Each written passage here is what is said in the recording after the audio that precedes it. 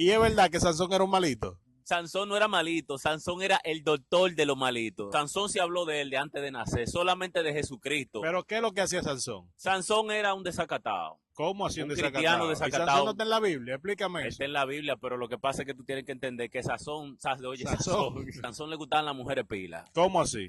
Él vivía acotándose, contó con una tipa en Gaza. Y por un quille hizo así, que lo fueron a buscar y cogió las puertas de la ciudad y se la montó encima porque el tipo era fuertísimo y se la llevó del pique. Lo que pasa fue que creo que lo fueron a molestar, no recuerdo el dato, pero hay un tema con Sansón. No lo dejan terminar. No tan chicle, tan bubalú. ¿Y de dónde salió Sansón? Sansón hablaron de él antes de nacer. Tú ves de Jesucristo que hablaron antes de que iba a nacer y de Juan el Bautista. Sansón es uno de los pocos personajes de que se habla de él antes de nacer. ¿Y es verdad que Sansón era del Tribunal Constitucional? ¿Cómo así? ¿Sansón era un juez? él era un gobernador, una especie de gobernador en el pueblo.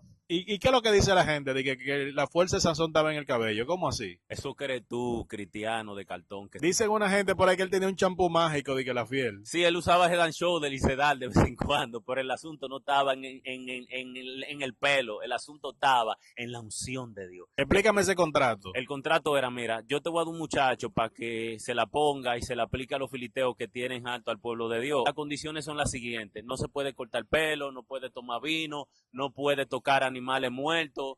El muchacho, ese le llaman el voto del nazareo, nazareato. Tenía el respaldo de Dios, pero hizo todo lo contrario a lo que decía el voto del nazareato. Pero, ¿y esa tipa no eran de su comunidad? ¿Él no la buscó en el barrio de él o se fue para el barrio contrario? Lo que pasa es que a él le gustaban la del barrio contrario. De ahí que vienen que le gustan las filiteas. Venía fuñendo mucho con Dios, en el sentido de que Dios lo eligió para darle pila a los tigres, a los filiteos, pero Sansón no se portaba bien, era indisciplinado. Y que puso pila de huevo. Pila de huevo, se acostaba con mujeres que no eran su esposa, hacía la cosa por venganza. Aún así Dios lo usaba. A ti, profeta que me está escuchando, evangelista, que anda desacatado, que tú tengas unción no significa que Dios esté aprobando tu vida. Sansón es el ejemplo de eso. Oye, y de que Sansón ni se dio cuenta cuando Dios se le fue del lado, que se le quitó. Eso es lo más aterrador de la vida de Sansón. Y puede ser que a ti te esté pasando ahora mismo. Tú Chama. sabías que tú puedes estar dentro de la iglesia y tú ni siquiera te das cuenta que Dios se alejó de ti. Chuleta humana. Se la creyó porque tenía unción, igual que tú que estás viendo este video, profeta. Cuando él se acostó con Dalila y le reveló el pacto, el secreto, el trato que había hecho su padre con él y por el propósito por el cual él tenía. Wow. Dije que Dalila tenía una agenda, Junior. La agenda de la lira era la agenda de los filisteos. Era 2030. Darle para abajo a Sansón.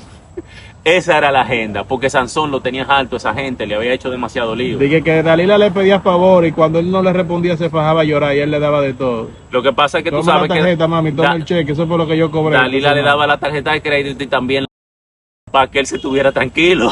Entonces, ¿cuál fue el problema final de Sansón? El problema final de Sansón fue que menospreció la unción que Dios le dio y se portó mal. ¿Y Sansón se salvó o se jodió? Todo el mundo va a concluir que Sansón se perdió.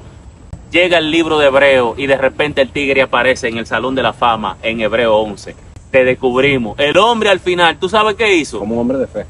Se arrepintió porque Dios siempre da un chance. Aunque tú te descarriado, yo te descarriado, Dios siempre nos da un chance. Y Dios le volvió a dar fuerza y de repente el tipo mató como 3,000 gente, se vengó de sus enemigos y resulta que el hombre se salvó.